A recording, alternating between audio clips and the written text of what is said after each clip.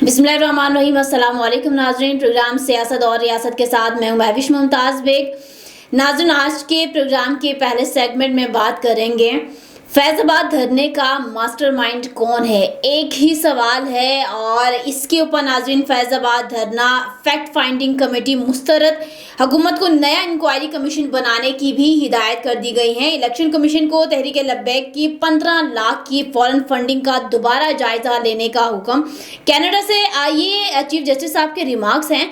वो कहते हैं कि कनाडा से एक शख्स आया, मुल्क को यरगमाल बनाया, सब कुछ उथल पुथल करके चला गया। और इस शख्स को इंपोर्ट करने का मकसद क्या था? क्या वो हुकूमत का तख्ता पलटने आया था? क्यों नहीं पता लग पाया कि फैज़ाबाद धरने का मास्टरमाइंड था कौन? आखिर इस इंक्वायरी के जो एक रिजल्ट आउटपुट देने में इतनी ताख़ीर क्यों की जा रही है? और इसमें भी कोई शफाफियत नज़र नहीं आ रही, जिसकी वजह से दोबारा नाज़रीन हुकूमत को इंक्वायरी कमेटी जो है वो बिठाने का हुक्म दिया गया है। आज के प्रोग्राम में नाज़रीन बात करेंगे कि कौन था मास्टरमाइंड फैज़ाबाद धरने का और क्यों नहीं अभी तक पता लग पाया, और अगर पता है लोगों को तो क्यों नहीं वो मंजर आम पर जो है उस तरह से उस अंदाज में ना नाम लिया जा रहा है, ना पहचान करवाई जा रही है। What's the reason behind this, इसके ऊपर प्रोग्राम के पहले सेगमेंट में बात करेंगे। और नाज़रीन, आज जो है वो IMF का वफद पाकिस्तान आ जाएगा, मामलात को देखेगा और IMF का वफद पाकिस्तान के लिए 70 करोड़ डॉलर की अगली किस्त देने की सिफारिश भी करेगा। और नाज़रीन, चूँकि कहा जा रहा है हुकूमत की तरफ से कि मामलात बेहतरी की तरफ जा रहे हैं, टैक्स वसूली जो है वो काफ़ी अच्छे अंदाज में हो चुकी है, FBI जो है वो डिपार्टमेंट काफ़ी अच्छे अंदाज में उसने टैक्सेस जो हैं वो वसूल किए हैं, और दीगर मामलात तो बड़े ही जो है ना वो मुतमईन बख्श है। लेकिन नाज़रीन, मेन सवाल यही रहेगा कि जब सारे मामलात अगर ठीक हो रहे हैं और IMF भी अगर मुतमईन हो जाता है, तो क्या इन तमाम जो है सूरत हाल में महंगाई में कोई कमी आएगी? क्योंकि नाज़रीन, ये सवाल पूछना तो इस वक्त बिल्कुल गलत है कि महंगाई ख़त्म होगी या नहीं, क्योंकि आए रोज़ महंगाई में इजाफा ही हुआ जा रहा है। लेकिन नाज़रीन, ट्विस्ट यहाँ पर यह है कि मुस्लिम लीग नून के कायद चूँकि पाकिस्तान वापस तशरीफ़ फरमा चुके हैं, उनका दावा यह है कि महंगाई को ख़त्म करेंगे। क्या महंगाई को ख़त्म करेंगे या महंगाई में कमी लाएंगे? क्या उनका बयानिया है? इस हवाले से भी आज के प्रोग्राम में बात होगी। नाज़रीन, हमारे साथ मौजूद हैं सदीकुल फारूक साहब, मुस्लिम लीग नून के सीनियर रहनुमा हैं। आज के प्रोग्राम में हमें टाइम दिया है उन्होंने। काशिफ रफ़ीक साहब हैं, सीनियर एनालिस्ट हैं। इसके अलावा नवीद सत्ती साहब हैं, सीनियर एनालिस्ट हैं। प्रोग्राम में खुशामदीद करेंगे मेहमानों को। And I start with Sadiq Farooq साहब। अस्सलाम वालेकुम सदीक साहब, प्रोग्राम में खुशामदीद। वालेकुम अस्सलाम। कैसे हो बेटा? अल्हम्दुलिल्लाह, मैं बिल्कुल ठीक। उम्मीद है कि आपकी भी सेहत ठीक होगी। सदीक साहब, पहला सवाल आपसे, क्योंकि एक ही सवाल जो है वो ज़बान यहाँ पर है कि फैज़ाबाद धरने का मास्टरमाइंड कौन था? बिस्मिल्लाहिर्रहमानिर्रहीम। ये राज कुछ ऐसा राज नहीं, सब अहले गुलिस्तान जान। वो 5-5 हजार रुपए धरने वालों को जब खुदा हाफिज कहा तो लिफाफे में डाल के तो जिन्होंने दिए हैं वो फैज साहब भी थे। तो मास्टरमाइंड भी वही लोग थे और उनकी कोशिश यही थी कि मुस्लिम लीग नून की हुकूमत को ख़त्म किया जाए। उससे पहले भी धरना जो था इमरान खान का, उसके मास्टरमाइंड भी वही लोग थे। ये कोई ढकी छुपी बात नहीं। ठीक, मैं आपको वाकया सुनाता हूँ। वाकया मेरे साथ पेश आया। मैं उस वक्त बंदी गाला में रह रहा था, तो मैं घर से निकला दाढ़ी ठीक करवाने। जो ही मैं पहुंचा तो मुझे देख के इधर उधर से 8-10 दुकानदार आ गए, क्योंकि धरने की वजह से उनके कारोबार खराब हो रहे थे। सही। तो मुझे कहने लगे कि सदीकुल फारूक साहब, सर ये धरना खत्म करवाएं। तो मैंने कहा, यार ये बताओ, ये धरना कौन करवा रहा? तो उन्होंने यूं सबके मुंह से इकट्ठा निकला, ये फैज अमीद लोग जो हैं ये करवा रहे हैं। ठीक, तो हर एक को पता। ठीक, मास्टरमाइंड भी वही थे।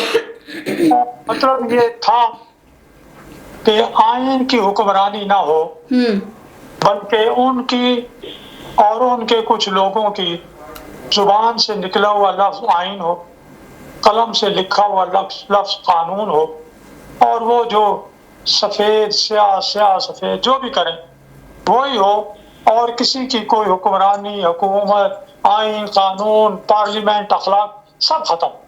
तो अब मेरा ख्याल है कौमों पे एक वक्त ऐसा भी आता है कि जब फिर आइन और कानून की हुक्मरानी कायम हो जाती है। मुझे लगता है कि अब मामलात उसी तरफ बढ़ रहे हैं। इंशाअल्लाह अज़ीज़ कौम ने जो कुर्बानियाँ दी हैं, सख्तियाँ बर्दाश्त की हैं, मुल्क जितना तबाह बर्बाद हुआ है, अब मेरे ख्याल में अल्लाह ने सुन ली है और अब हम आइन की हुक्मरानी की तरफ मार्च कर रहे हैं, और उसके लिए सुप्रीम कोर्ट के चीफ जस्टिस काजी फायज ईसा एक किरदार कर रहे हैं। सदीक साहब, आपने बड़ी डिटेल में चूंकि गुफ्तगू किया, आपने कहा कि मास्टरमाइंड तो जनरल साहब थे और नाम भी सबको पता है, फिर क्यों दोबारा जो है वो इंक्वायरी कमीशन बिठाने के लिए हुक्म दिया गया है चीफ जस्टिस साहब की जानिब से? जब सब कुछ पता ही है, सारे मामलात से आगाही है, तो फिर क्यों दोबारा टाइम वेस्ट करना? उस चीज को एक कानूनी शक्ल देने के लिए, जैसे सामने एक आदमी कत्ल कर देता, ठीक, तो ऐसा नहीं होता कि उसे उठा के जेल ले जाके फांसी दे दी जाए। सही, उस पर मुकदमा कायम होता है, गवाह आते हैं, अदालत में साबित होता है, कानूनी जो प्रोसेस है वो पूरा किया जाता है, वो साबित हो जाता है कानून की नजर में कि हाँ यही कातिल है, तब उसे सजा। Alright, got your point. Naveed Satish साहब की जानिब बढ़ते हैं। नाज़रीन, बड़े ज़बरदस्त जो है वो अब साफ़ी और सीने तज्ज़िएकार हैं, जो इनके तज्ज़िए होते हैं बड़े फैक्ट बेस पर होते हैं। सतीश साहब, प्रोग्राम में खुशामदीद। पहला सवाल जैसे कि मेरा था कि फैज़ाबाद धरने के पीछे मास्टरमाइंड कौन था, तो आपका तज्ज़िया क्या कहता है इस हवाले से?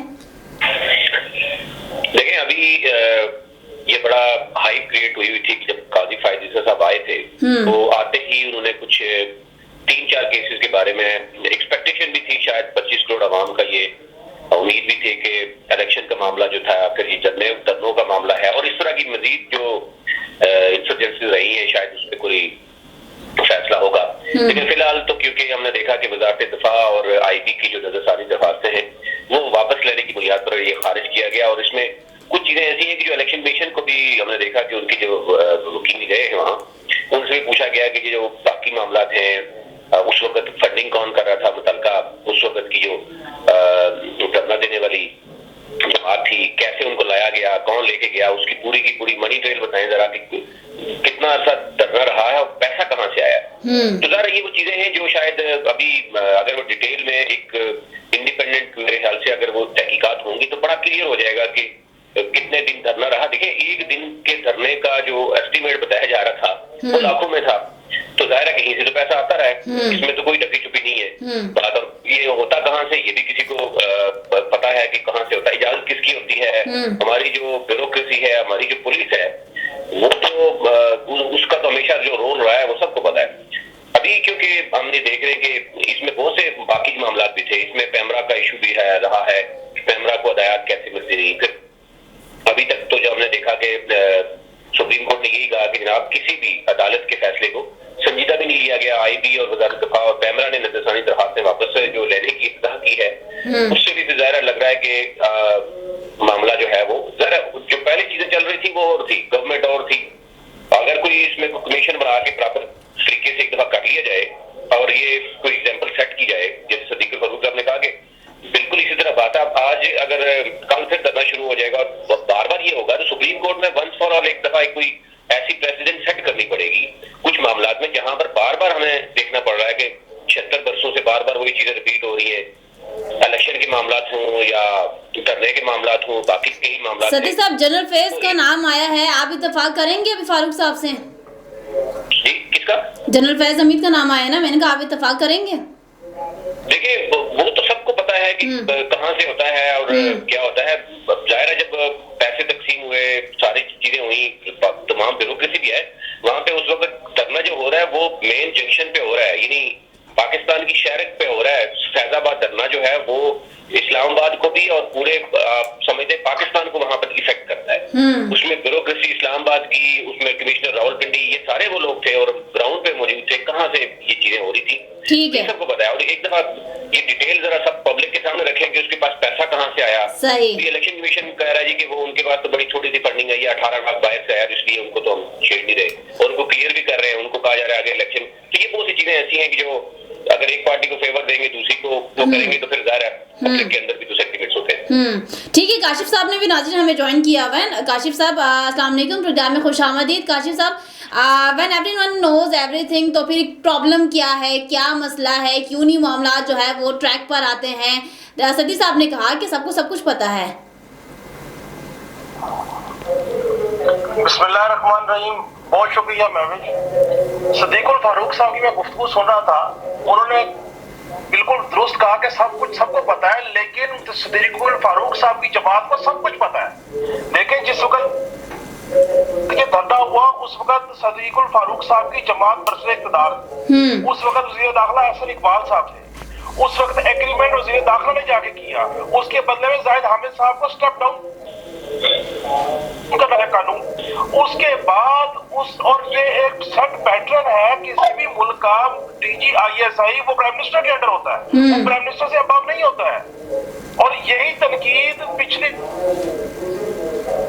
साहब की हुकूमत में नून लीग और दीगर सियासी जमातें करती रही। अच्छा, तो ये होता है, ये सच उस वक्त बोला जाता है जिस वक्त ये सारा हैपन हो रहा था।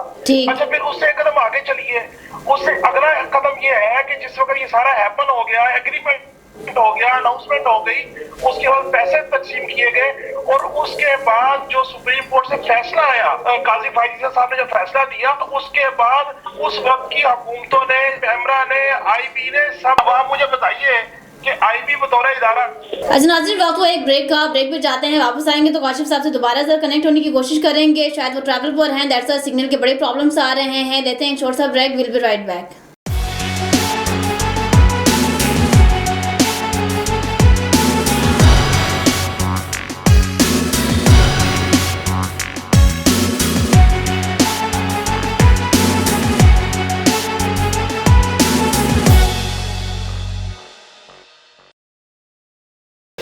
वेलकम बैक नाजरीन, आप देख रहे हैं प्रोग्राम सियासत और रियासत। नाजरीन, ब्रेक पे जाने से पहले काशिफ साहब से कनेक्ट करने की कोशिश कर रहे थे, अभी उन्होंने हमें ज्वाइन कर लिए। काशिफ साहब, पहला सवाल आपसे ये, चूंकि मैंने बात की कि फैज़ाबाद धरने का मास्टरमाइंड कौन था, सदीकुल फारूक साहब ने अपना पॉइंट ऑफ व्यू बयान किया, नवीद सती साहब ने अपना तज्जिया बयान किया, क्या कहेंगे आप इस हवाले से? बहुत शुक्रिया महविश। मैं एक बात ये कहना चाहता हूँ कि फैजाबाद धरने को हमने कवर भी किया, हमने इनके वो पहलू भी कवर किए जो शायद किसी और ने कवर ना किए हों। लेकिन ना, मैं सदीकुल फारूक साहब की गुफ्तगू सुन रहा था, हमारे बड़े हैं, सीनियर है, लेकिन मैं ये समझता हूँ कि ये हमारी जिम्मेदारी है कि हम कौम को अगर बता रहे हैं तो फिर पूरा सच बताएं, अपनी मर्जी का सच ना बताएं। देखिए, जिस वक्त फैजाबाद धरना हुआ तो उस वक्त हुकूमत नून लीग की थी, उस वक्त वजीर दाखिला एहसन इकबाल साहब थे, उस वक्त वजीर कानून जाहिद हामिद साहब थे, एग्रीमेंट वजीर दाखिला ने जाके किया, अनाउंसमेंट वजीर दाखिला साहब ने की, पैसे भले किसी और ने दिए, यूनिफॉर्म ऑफिसर जिसके बारे में ये कहा जा रहा है कि उस वक्त के DGI जनरल फैज साहब ने ये सारा काम किया। तो मैं ये कहता हूँ कि उस वक्त किसने इनकी कनपट्टी में पिस्तौल रखा था, जाके एग्रीमेंट क्यों करके आए? अच्छा, आपने एग्रीमेंट कर दिया, आपकी हुकूमत थी, आपने फैजाबाद धरने को जो था वो खत्म किया, आपने उस वक्त क्यों ये बात नहीं की कि पैसे देने का अमल गलत था? आपने फिर उस वक्त जब सुप्रीम कोर्ट का फैसला आया फैजाबाद धरने के खिलाफ, तो उसके बाद उस वक्त की हुकूमती मशीनरी के ताबे जो इदारे थे, वो पैमरा हो, वो IB हो, वो जिले इंतजामिया हो, इन सब ने रिव्यू पिटीशन दायर की सुप्रीम कोर्ट में, जिनको अब चीफ जस्टिस बनने के बाद जब काजी फायजीसा साहब ने उसको टेकअप किया तो सारी रिव्यू पिटीशन वापस हुई। और अब अटॉर्नी जनरल कहते हैं कि हम कट फाइनिंग बनाने की बजाय हम इसके ऊपर अमल दरामद की इंक्वायरी बनाएंगे। अब आप मुझे बताइए कि आप जिस वक्त हुकूमत में थे, आपकी हुकूमत की सुपरविजन में, और एक और बात कि DGI reported to prime minister होते हैं, वो अबाउट द प्राइम मिनिस्टर नहीं होते हैं। सो या तो शायद हकान अब्बासी साहब कह दें कि मैं उस वक्त इतना कमजोर वजीर आजम था कि मेरे इख्तियार में कुछ नहीं था। शायद वजीर आजम शायद हकान अब्बासी साहब वो तो कह रहे हैं कि मुझे बुलाएंगे तो मैं बताऊंगा सरकमस्टांसेस क्या थे। मैं इस गुफ्तगू में ताहिर कादरी साहब के अमल को या तहरीक लब्बैक के अमल को सपोर्ट नहीं कर रहा, लेकिन मैं ये बताने की कोशिश कर रहा हूँ कि आप पूरा सच बोलिए। आप बताइए कि माजी में एक जमहूरी हुकूमत थी पीपल्स पार्टी की, गिलानी साहब उसके प्राइम मिनिस्टर थे, फिर राजा परवेश्वर साहब उसके प्राइम मिनिस्टर बने, और उस वक्त एक स्कैंडल आया शोरा आफाक मेमोगेट स्कैंडल। उस मेमोगेट स्कैंडल को सुप्रीम कोर्ट में चैलेंज करने के लिए नवाज शरीफ साहब खुद गए काला कोट पहन के। क्या उसके बाद उस वक्त ये वो हकाइक है कि आप जब आपके पास सियासी तौर पे अपॉर्चुनिटी क्रिएट हो जाती है तो ये सियासतदान ये कहते हैं कि इदारे भी ठीक, उनके साथ चलने वाले लोग भी ठीक, और अब जब वो चले जाते रिटायर हो जाते हैं तो ये कहते हैं कि हमारा अमल नहीं था, फलां का अमल था। मैं ये ठीक है, सदीकुल फारूक साहब तो लाइन पर ही है हमारे साथ, इनसे आपको एक सवाल पूछ लेते हैं। सदीक साहब, अभी काशिफ साहब का कहना ये है कि आप लोग पूरा सच नहीं बता रहे, पूरा सच क्यों नहीं बता रहे? जनाब, पूरा सच बताया है। पहली बात यह है कि एस्टेब्लिशमेंट ने जिसकी तस्दीक बाजवा साहब ने की कि 70 साल से एस्टेब्लिशमेंट सियासत में मुदाखलत करती चली आ रही, वो स्पेस ही नहीं देती पॉलिटिशियंस को। और इस बात का एक इंटरव्यू में साबिक वज़ीर आज़म शाहिद खाकान अब्बासी ने एतराफ़ किया। उन्होंने एक सवाल का जवाब देते हुए कहा कि जब मैंने ये कहा कि इस मसले पे मैं काबीना से मंजूरी लेके तो मैं फैसला नाफिज कर दूंगा, तो उन्हें ये कहा गया कि फिर हम सुप्रीम कोर्ट से आपके उस फैसले को ख़त्म करा दें। और उस वक्त सुप्रीम कोर्ट में अपना क्या नाम है, चीफ जस्टिस साकिब निसार थे। तो ये सबको मालूम है कि एस्टेब्लिशमेंट ने उस वक्त ISI को खूब इस्तेमाल किया कर रही थी। उन्होंने अदलिया पर भी कंट्रोल किया हुआ था। आप लोगों में भी कंट्रोल था। ब्यूरोक्रेसी जो है वो भी जब उस तरफ से आर्डर आ जाते थे तो वो सिविलियन हुकूमत के आर्डर नहीं मानती थी। ये बिल्कुल साफ सुथरी बात है, रोजे रोशन की तरह। तो ये पूरी बात हो गई, ये पूरा सच है। चलें जी, ये पूरा सच है। तो शाहिद खाकान अब्बासी साहब ने तो और भी बड़े बातों का एतराफ़ किया है। 16 माह आप लोगों की अभी गवर्नमेंट रही है, प्राइम मिनिस्टर जो है वो शहबाज शरीफ साहब रहे। जी काशिफ साहब, मैं रिस्पॉन्ड कर सकता हूँ? जी जी बिल्कुल। देखिए, मुझे खुशी है सदीकुल फारूक साहब एक जेन्युइन पॉलिटिकल वर्कर है और इनमें इतना हौसला है कि इन्होंने उस वक्त के जो चीफ जस्टिस है उनके खिलाफ इन्होंने रेफरेंस दायर किया और इन्होंने उस वक्त आवाज उठाई।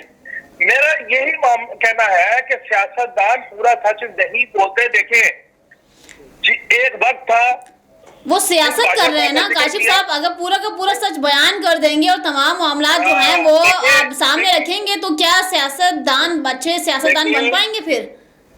देखिए, महविश बात ये है कि अगर आपने सियासत करनी है अपनी जात के लिए तो फिर आपको अपनी मर्जी का सच बोलना चाहिए। अगर आपने सियासत करनी है कौम और मुल्क के लिए तो पूरा सच बोलना चाहिए। काशिफ साहब, आप मुझे बताएं ना, what is the definition of politics?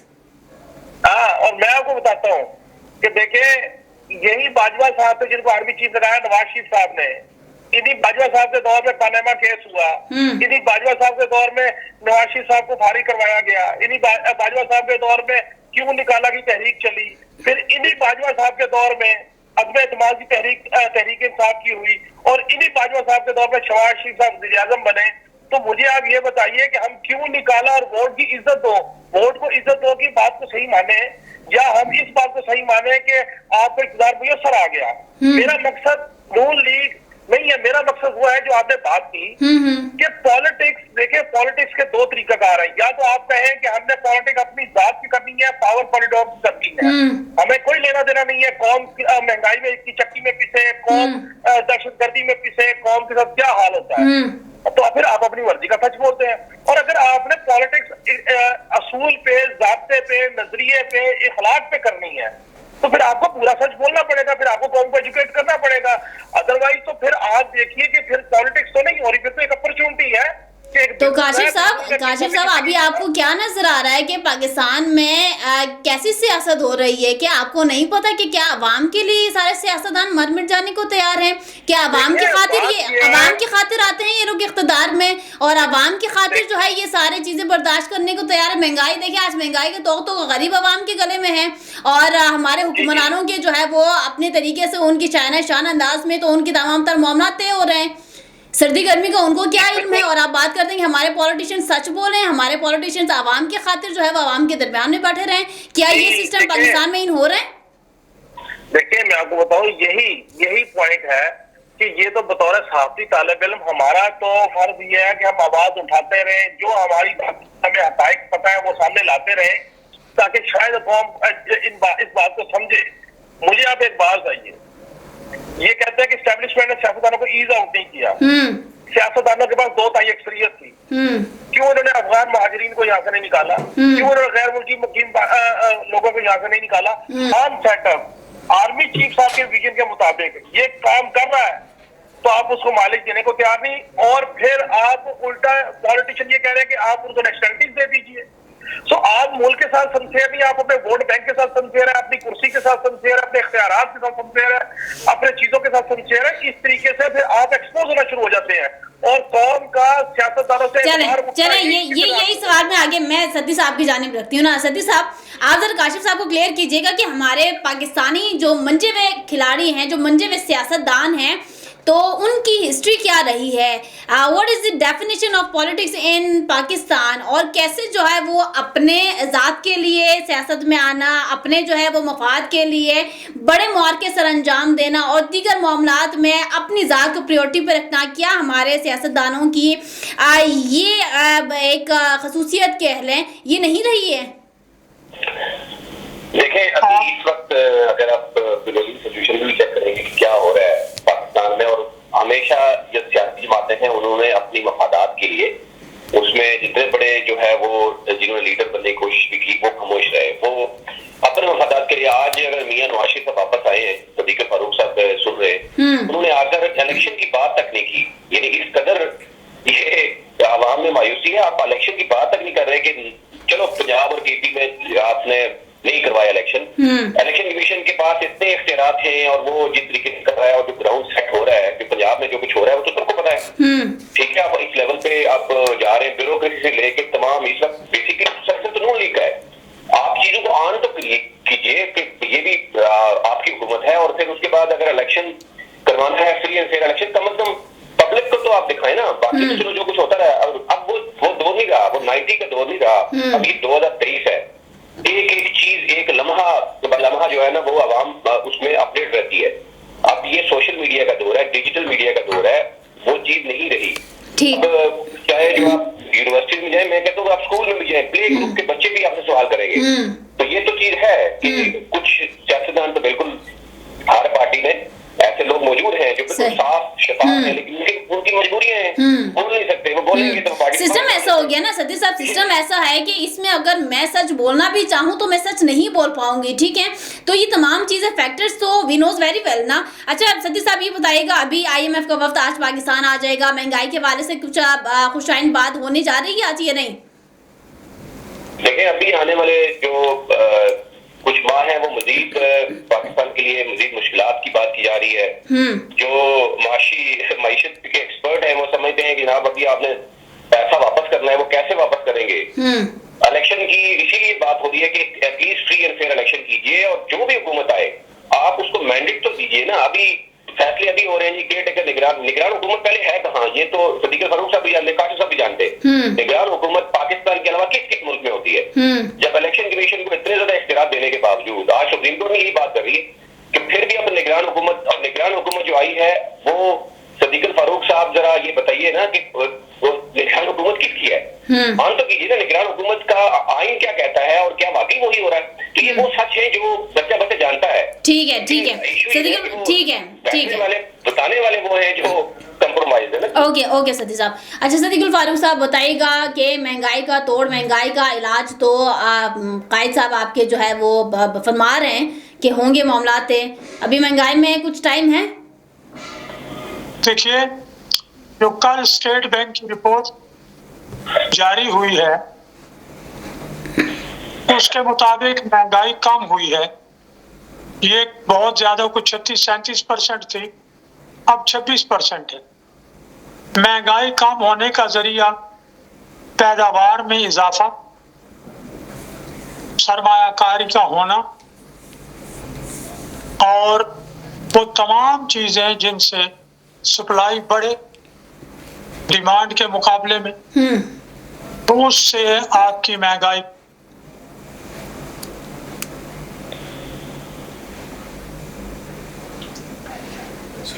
जब इमरान खान को हुकूमत दी गई तो चीनी और गंदम सरप्लस थी, फालतू थी और वो सस्ती थी। इमरान खान ने एक्सपोर्ट कर दी, वो 200 रुपए किलो तक चीनी पहुंच गई क्योंकि चीनी कम। फारूक साहब, अभी उनको छोड़ देना। इमरान खान पीछे के जो है वो आसिफ जरदारी साहब और मौलाना फजलुर रहमान साहब, छोड़ दो उनको। बात करते हैं नवाज शरीफ साहब की। भाई आए हैं, महंगाई का इलाज लेकर आए ना, अपने इलाज तो उन्होंने करवा लिया, अब महंगाई का इलाज लेकर आए हैं। कितना टाइम लगेगा? आवाम ने कितना टाइम और सफर करना है? अब देखिए ना, अब आप जो सवाल मुझसे किया मैं जवाब देता हूँ। पहले आप ये देखें कि क्या नवाज शरीफ के सरबराही में मुल्क में हुकूमत कायम हो चुकी है कि वो अपनी पॉलिसियां बना के नाफिज करें? तो ऐसी बात नहीं है। ठीक है, केयर टेकर गवर्नमेंट। ठीक है, ठीक है। आई थिंक सती साहब को उनका जवाब मिल गया होगा। सती साहब ठीक है, सुने। दूसरी बात इलेक्शन की हुई, मैं जवाब दे दूं। नवाज शरीफ साहब ने जब दुबई से जहाज पे बैठने लगे तो सवाल पूछा गया तो उन्होंने कहा कि इलेक्शन के सिलसिले में हम इलेक्शन कमीशन को फुल सपोर्ट करते हैं और जो इलेक्शन का प्रोग्राम है आइन के मुताबिक उसका मुतालबा भी करते हैं और उसके मुताबिक किरदार भी अदा करेंगे। हम आप तैयारी कर रहे हैं इलेक्शन लड़ने की। आइन के मुताबिक तो 90 दिन पूरे हो गए ना। आइन तो आपको क्या कहते हैं, आइन तो बढ़ गया ना। अब पीछे क्या रह गया? वैसे दो सूबे आप समझते हैं ना, 2 सूबों में आइनी तौर पर हुकूमत खत्म हुई है, केपी में और पंजाब में। इलेक्शन की बात है, मुकम्मल होनी थी वक्त पर। ठीक है, एक मिनट सदीक साहब। जी 90 दिन में, ताकि ये 90 दिन मिल सके। उसके बावजूद भी नवंबर में 90 दिन पूरे हो गए। अब बताएंगे अभी क्यों, कौन सा आइन है? इस आइन के बारे में नवाज शरीफ साहब कह रहे हैं। जी सदीक साहब। आज केयर टेकर गवर्नमेंट ने वो जब पंजाब और केपीके में इलेक्शन की बात हुई तो बंदयाल साहब की सरबराही में केपीके को छोड़ दिया गया और पंजाब में इलेक्शनों की बात हुई। फिर इलेक्शन कमीशन और उनके दरमियान मामलात हुए कि इलेक्शन नहीं हो सकते। वो आपने बढ़ गया का लफ्ज इस्तेमाल किया है तो ये दब के रखो और बढ़ गया, ये तो जरा थोड़ा सा बड़ी रस्टिक सी टर्म्स हैं, ये नहीं करनी चाहिए इस्तेमाल।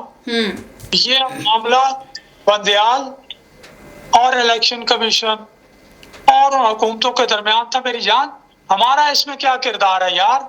हमसे उस वक्त पूछें जब हमारी हुकूमत आ जाए। आपने आवाज तो उठाई थी ना, आवाज तो उठाई ना। वो कह रहे हैं आप लोग हर वक्त आइन की बात करते हैं ना सदीक साहब, आइन की बात करते हैं, आइन की पासदारी होनी चाहिए। सो आप आवाज उठाते थे ना। चलन ठीक है सदीक साहब। काशिफ साहब से चूंकि राजनीतिक प्रोग्राम वाइंड अप करना है, काशिफ साहब लाइन पर है। हम इलेक्शन में हिस्सा लेने की भरपूर तैयारी कर रहे हैं। ठीक है सदीक साहब, ठीक है। काशिफ साहब, अभी इलेक्शन की तैयारियां हो रही हैं। सदीक साहब ने कहा कि हम भी इलेक्शन की तैयारियों में चूंकि मसरूफ हैं, लेकिन IMF का वक्त आज पाकिस्तान पहुंच जाएगा। क्या लगता है कि मजीद कितना मुश्किल टाइम रह गया है पाकिस्तानी अवाम के लिए? अगेन IMF से जो मुआहिदा हुआ वो शहबाज शरीफ साहब की हुकूमत ने किया। उस वक्त इनने बगलगीर हुए, शादियाने बजाए। तहरीक इंसाफ के चेयरमैन के घर IMF वापस किया, उन्होंने एंडोर्स किया। उसके बाद बाकी सियासी जमातों ने एंडोर्स किया। ये IMF का वक्त जो है 3 हुकूमतों के ऊपर वही ये मुआहिदा है। जाने वाली हुकूमत भी करेगी, अभी निगरान भी करेगी और आने वाली हुकूमत भी इस मुआहिदे की पासदारी करेगी। तो IMF तो अब के मुआहिदे को फुलफिल करने के लिए हमारे पास और कोई चॉइस नहीं कि हम गैस महंगी करें, बिजली महंगी करें, पेट्रोल महंगा करें, अशिया खुर्द-ओ-नोश से सब्सिडी खत्म करें। तो वो तो महंगाई से थमने वाला नाम नहीं लेती, ना लेगी। दूसरी बात सदीकुल फारूक साहब ने कही तो मैं ये नून लीग का एक नैरेटिव काफी अरसे से मीडिया में चल रहा है, मैं सिर्फ इसकी अपनी मारूजात पेश करना चाहता हूँ कि शहबाज शरीफ साहब ने जिंदगी में कोई फैसला नवाज शरीफ साहब की मंशा और इल्जाम के बगैर नहीं किया। हजूर जो तहरीक इंसाफ कर गई थी वो तो गलत थी, उसकी पॉलिसी गलत होगी, उन्होंने मईशत को समंदर पुर कर दिया, मुल्क को डिफॉल्ट के धाने पे ले आए। तो तजर्बाकार लोग आए थे 16 महीने हुकूमत वो करके गए। इसाक डार साहब आए थे डॉलर 250 में लाने के लिए, डॉलर चला गया जाके 350 में, 40 रुपए तो इसाक डार साहब के डॉलर महंगा हुआ है। तो आप इस महंगाई के ऊपर इस मुल्क की आवाम के साथ जो जुल्म हुआ है महंगाई की सूरत में, बदअमनी की सूरत में, चीजों की सूरत में, इसमें तमाम सियासी जमातें बशमूल तहरीक इंसाफ, नून लीग, पीपल्स पार्टी के यूनिट तमाम जिम्मेदार है।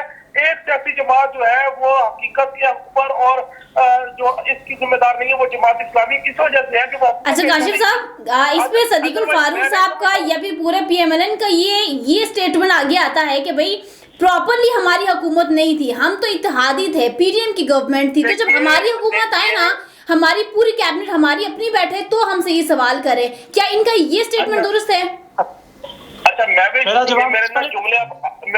जुमले अपना रिकॉर्ड रख लें ठीक है कि जिस VIP प्रोटोकॉल से नवाज शरीफ को वापस लाया गया है और तमाम मुल्क के कानून को उनके पाँव में ज़ेर किया गया है, इसके बावजूद नून लीग सिंगल मेजोरिटी के साथ हुकूमत नहीं बनाएगी। ये मैं आपको प्रेडिक्शन दे रहा हूँ। ठीक है ऑलराइट। फिर क्या होगा? फिर ये होगा कि ये कहेंगे कि हमारी ताजी हुकूमत है, हम तो कुछ कर नहीं सके।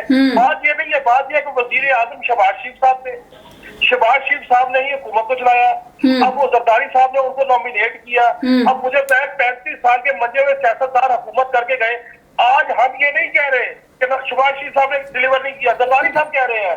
हम नहीं कह रहे कि लेवल प्लेइंग फील्ड नहीं मिल रहा, पीपल्स पार्टी कह रही है, इनके साथी कह रहे हैं। सो मैं ये समझता हूँ कि जो नैरेटिव नून लीग बेचने की कोशिश कर रही है, अवाम बाशऊर है, अवाम को पता है क्या नारे थे, क्या वादे थे। ना महंगाई कम हुई, ना डॉलर नीचे आया, ना मईशत ठीक हुई। एक बात जरूर हुई कि नून लीग, पीपल्स पार्टी समेत तमाम सियासी काबरीन के झूठे या सच्चे जो ठीक है सदीक साहब आखिरी चूंकि प्रोग्राम मुझे वाइंड अप करना है, 1 मिनट आपके पास से बताइएगा, फरमाइएगा। ये सत्ती साहब ने जो बात की है कि IMF के साथ मुआहिदा शहबाज शरीफ ने किया, ये रिकॉर्ड के मुताबिक दुरुस्त नहीं है। IMF के साथ मुआहिदा इमरान खान और उनकी हुकूमत ने किया, फिर जब उन्होंने उनसे इनहिराफ किया तो मुल्क के डिफॉल्ट खतरा हो गया। फिर जब हम आए तो हमारी पहली बात ये थी कि हम रियासत बचाने के लिए आए हैं, सियासत बचाने के लिए नहीं आए। तो वो ही मुआहिदा जिसमें स्टेट बैंक IMF के पास गिरवी रख दिया गया, जिसमें तो पॉलिसियां IMF के पास, जिसमें साथ तमाम मुआहिदों का रिकॉर्ड IMF को दे दिया गया, ये सारा इमरान खान साहब करके जा चुके थे। अब हमारे लिए उससे इनहिराफ मुमकिन नहीं था। सदीक साहब ठीक है सदीक साहब, आखिरी एक जुमला है, ये अगर मैं गलत हूं तो दुरुस्त कीजिएगा। एक जुमला है कि IMF का मुआहिदा हमने की मर्जी नहीं, ये हमारी मजबूरी थी। शहबाज शरीफ साहब का ये स्टेटमेंट है जब वो प्राइम मिनिस्टर थे, यानी कि अभी 16 माह की हुकूमत में। अब ये जरा थोड़ा सा क्लियर कीजिएगा कि इसमें कुछ मैंने ऊपर नीचे को स्टेटमेंट में किया है, कोई गलती की है? एक मिनट काशिफ साहब, एक मिनट सदीक साहब से मेरा सवाल है।